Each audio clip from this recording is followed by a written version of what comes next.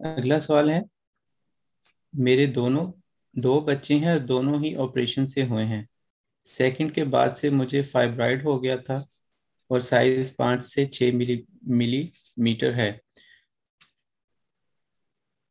और जो ऑपरेशन वाला कट लगाया था उसके ऊपर के साथ वेरिकोज वेन्स भी यूट्रस पर आ जाती हैं।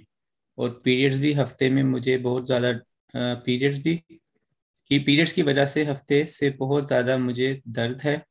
और ब्लैडर में भी बहुत ज़्यादा प्रेशर है। पीरियड जब स्टार्ट होते हैं तो हैवी ब्लीडिंग होती है, 3 दिन रहती है, और बाद में 8 या 10 दिन के बाद जो है वो पीरियड्स खत्म होते हैं। और HP इनका 10.3 है। लेकिन जी, ये इनको जो फाइब्राइड फाइब्राइड्स की वजह से ये प्रॉब्लम है। फाइब्राइड्स के लिए मुख्तलिफ दवाएं हम इस्तेमाल करवाते हैं, अल्लाह ताला फजल भी फरमाता है। उसमें एक है फ्रैक्सीनस अमेरिकाना मदर टिंचर में या 200 में, और दूसरी दवा है लेपिस एल्बा 30 में। लेपिस एल्बा 30 में दिन में 3-4 दफ़ा खाई जाए 1.5-2 महीने लगातार, तो अल्लाह के फजल से फाइब्राइड्स उनसे कम हो जाते हैं, इल्ला माशा।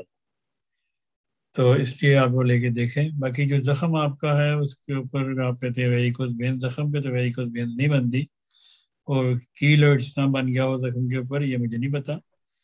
लेकिन अगर जख्म आपका खराब हो गया है, किसी भी किस्म का जख्म जिसे काटा जाए, उसकी अवलीन दवा स्टेफी सेग्रिया है।